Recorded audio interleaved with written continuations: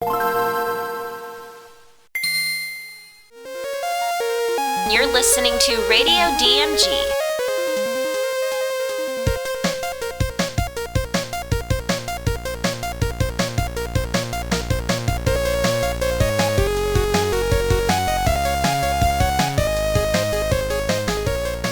And welcome back to Radio DMG. I'm your host, Phil Wesley, the Mile High Mouth, and today is October 1st, 2015.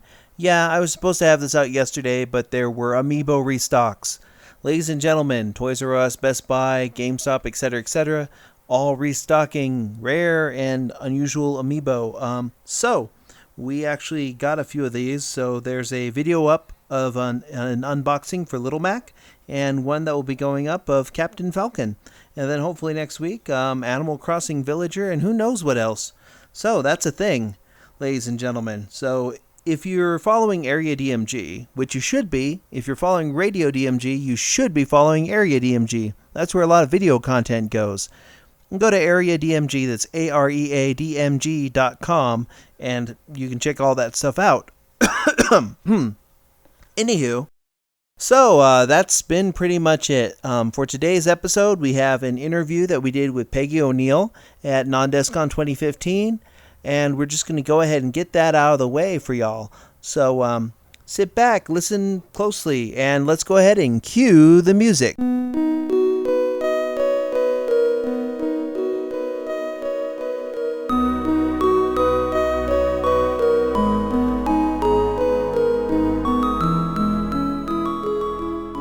And welcome back to Radio DMG. I'm your host, Phil Wesley, the Mile High Mouth. We're here at Non-DesCon 2015 with Peggy O'Neill. So, just in case our listeners are not familiar with who you are and what you do, who are you and what do you do? Who am I? I'm a voice actor. The anime fans will recognize my voice in Digimon, in Shinzo, Eureka 7, Lucky Star, and on and on and on. Oh, definitely. So, what else do you do besides voice acting? I also teach at a college. I teach at Moore Park College. It's just outside Los Angeles. And I do ADR in television, which is also voice work, and video games as well. What do you teach at the school? I teach a voice and diction class. It blends traditional voice and diction theater training with voiceover training. So my students get to experience practicing radio interviews like what you do, and they also get to practice with commercials and anime copy and video game copy. Excellent. Yeah. So, how did you get into voice acting and ADR and all that? I was so lucky. I was in Florida. I started out with stage work. I did some film and television work, those wonderful sci-fi 90s shows, Swamp Boy, Super Force, Superboy, Sequest, those things on camera.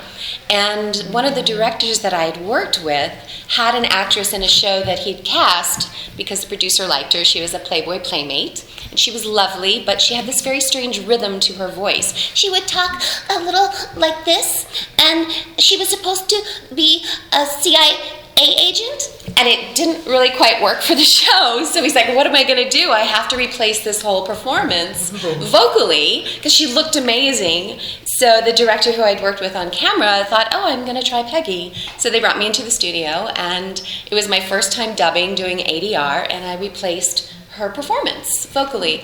So that was my first time. Then I did ADR on Thunder in Paradise and a couple of Florida shows, and then moved to LA and did ADR on Walker, Texas Ranger and Dawson's Creek and a whole bunch of shows. Oh, including like Switched at Birth and Gilmore Girls. Switched at Birth is current. I did ADR on Gilmore Girls. Current on Switched at Birth? Currently, yeah. Oh. Currently working on that. I think the episode that I worked on just aired this past week. So I'm doing ADR work, which is just the vocal background work. So don't look for me on camera. I'm not there. Just listen in the background. So the crowds and such. Yes, exactly. Well, for like the improv sequence or whatnot.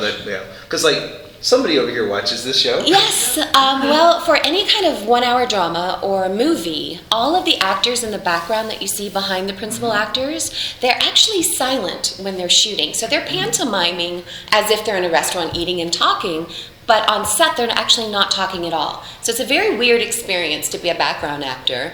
And so they do that so they can get the dialogue really crisp and clear. They're either using a boom mic or a lavalier mic on the principals. So what we do is we come in as a group, maybe 5 men, 4 women, and kind of mix it up, and we improvise all the background sounds.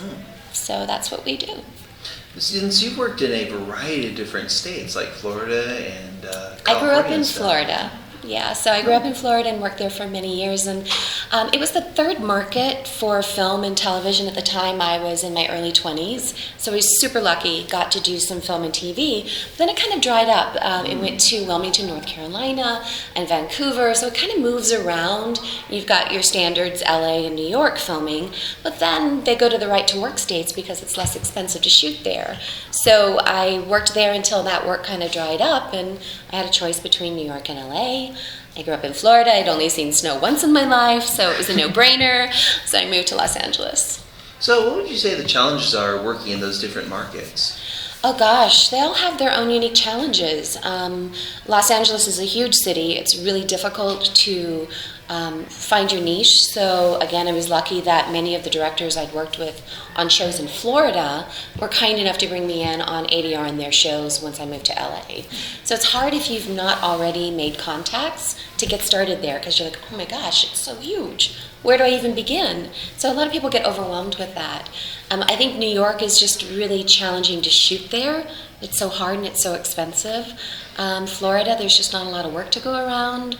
So you have to be flexible as an actor. So they need more seasons of Days of Thunder. Absolutely. Like Thunder in Paradise. Thunder in Paradise. Days of Thunder is the racing one. Thunder in Paradise is the Hulk Hogan one. Yes, exactly. Yes. Exactly. That was many moons ago. I watched that on TV when it was coming out. Really? Yeah. Because I saw the first movie. I'm surprised my parents let me see the first movie. Wow. And then watch the TV show because boats and stuff. Yeah. Oh yeah, that's great. It was fun to watch. It was fun stuff. Kind of a shame they don't film a lot of stuff there. You'd think that stuff like Dexter would be filmed over there, right? I think they shot some of the exteriors and things. Yeah. You know, the South Beach, Miami has such a great deco look, but I think the main body of the show was shot. It's a back lot somewhere. Yeah. That happens. Well, it's hard. You don't have all the support system. You don't have post-production sound. You know, it's getting better, but it's hard to shoot on location. It's really hard. What would you say the challenges are for teaching this at the college that you work at? Gosh, I don't know that we have that many challenges. You know, colleges are, facing budget crises, so our equipment's outdated. Oh no. But we do the best we can, with what we have to give them as close to a professional experience as possible so that when they go out into the world and they try to get into the industry, they at least feel comfortable. So we do have a TV studio. We're getting better. We're getting some more modern cameras and things for the students to work with. For a long time, we were shooting a 3-camera setup, which is very rarely used anymore. Some of the game shows, reality shows, live shows, soap operas, that kind of thing. But not much is shot that way anymore. And now it's all roving cameras and multiple things, because nowadays you can go and get a GoPro for $200 and get digital revolutionized the industry. Absolutely, completely democratized the ability for us to get the tools. Absolutely, which is kind of wonderful. Yeah, because now everyone can make content, and it looks fantastic. Exactly. Yeah. Oh. So maybe in 10 years you can work in any of these major cities. You can come to Denver and shoot a series, and you guys will all have an opportunity to work on it. Mm-hmm. That would be great. So, speaking of Denver, what do you think of the town and non-DESCON in general? Are you kidding? It's amazing. Everybody kept telling me before I came, it's my very first con, by the way, not just first NDK, it's my first convention as a guest, and everybody said, oh my gosh, you are so lucky. You were so lucky that this is your first one. They're going to spoil you rotten, and they have. The staff is amazing, the city's amazing, the guests are amazing. They're so wonderful and polite and kind, and just, it's been amazing. I said amazing 15 times. Have you gotten to see the whole Taste of Colorado thing yet? I haven't done that yet. I've been too busy doing things, but people have told me about it. We did get to go see the Brown Palace, which is exquisite. It was just gorgeous. I wanted to stay and just stare at the ceiling in the lobby with the glass. It was gorgeous. So what do you think of the conventions in general so far? Since this is your first anime convention, what surprises you the most about it? I think what surprises me is I've been to San Diego Comic-Con as a guest, and I sometimes take my students. That's a treat I reserve for my interns. And it's huge, and it's so crowded that it's very difficult to enjoy the experience. But here, I know there's some lines for waits that I've seen, but in general, it's just so much more chill, so much more relaxed. You get to actually talk to people, and it's been a really great experience. It's kind of like that, a really kind of homey, but also like electric energy to it, right? Yeah. Yes, it's it's less, I guess you could say that despite being more crowded, Comic-Con type stuff is a little bit more sterile in that people don't, it's just like bam, bam, bam, bam, bam, that type of thing. And there's a division. You can feel more of the energy from the crowd. Exactly. And there's a division between the people up on the stand and the guests, and you guys are what make it happen, so we get to actually interact. Which is a good thing. Yes. One thing I've noticed at these conventions, though, you'll see a lot of this electricity, this on-fire energy, right, during the convention. But when people, the day after the convention, when people go back to the, I guess you could say, daily grind of work or school or dealing with other people and stuff, they seem to just completely lose that spark, and it's so tragic. Yeah. Do you have any tips for how people may be able to take that convention energy, all that electric convention energy, and apply that to their everyday lives and dealing with other people or any other pressures with work or bullies or any of that type of stuff? How may they take that energy out? How can they take it out? First, I think you've got to pace yourself, because sometimes people get so burned out by the end of it that they don't have anything left over. And just as you go out into the world, think about your favorite anime, because the anime just teaches so much about relating to people, and realize that the person who might be bullying you is possibly suffering, and that's their way of dealing with the world, and be able to kind of let go of it and say, gosh, I feel really bad. I wish that person could live a different life, because I wouldn't want to live in their head. How to keep the energy, just keep all the stuff that you get, all the signatures, all the posters, and just have it as a reminder, as like a little touchstone to go back to, and remind yourself that this culture, this group of people are there. If you find your peeps, hang on tight and make sure that you socialize with them and keep that connection going. And I think that'll carry you through to the next year. And speaking of carry on to the next year, is there anything that you're working on currently that you can talk about that you'd like to promote? I can't. The last video game I did, they made it a sign-on, non-disclosure. I'm sorry. I wish I could. But anything that's currently out that you'd like to promote? Oh gosh. What favorite things? Pillars of Eternity is a great game. Can't talk about that one. Nothing I can really talk about. Oh, no. Just support the industry and keep it going. Any Switched at Birth spoilers? No, I'm just kidding. Actually, we took a little hiatus, so you're actually caught up to where we were in post. Oh. So I don't have anything right now. Gasp. Yeah, it's a great show. Sarah likes it.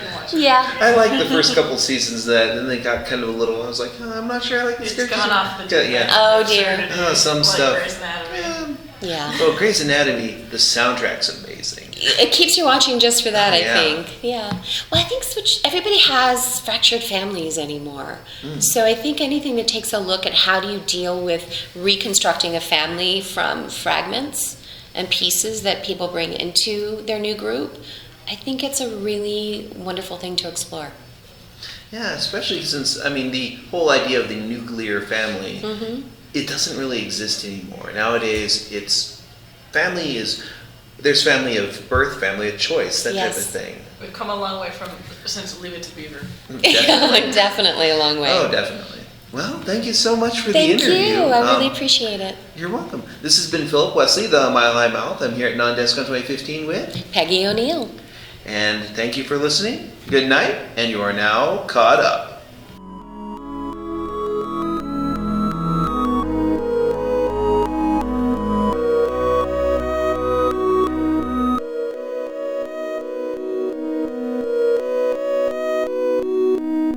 And that was our interview that we did with Peggy O'Neill from Non-DESCON 2015. We still have a lot more stuff to cover. First, an apology for not getting this out on Wednesday. Like I said, there was the restocks, but other than that, for the last 2 weeks or so, there has been a ridiculous amount of construction right outside the house. Just terrible. And that has been a bit of an issue. Just a little bit of an issue. And that prevents me from recording during the day. And, yeah. Even now, sometimes we get a little bit of stuff where people are just doing other things outside. And it's noisy. Just incredibly noisy. And, well, that would be pretty much it. But thank you for listening today.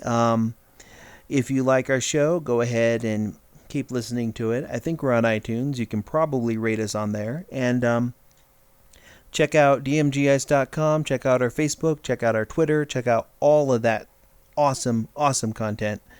And I'll see you next week. I'm your host, Philip Wesley, the Mile High Mouth, and you are now caught up.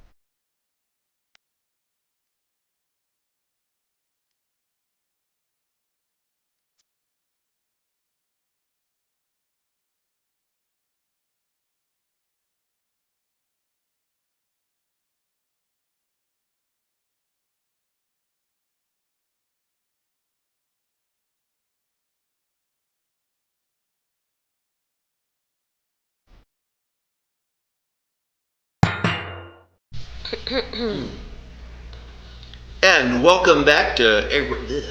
Wait. I know, it's just... Levels, talking, levels. Definitely talking. So we're talking about levels, because levels are important, and, we should talk about levels and keep talking. Normalization. Yeah.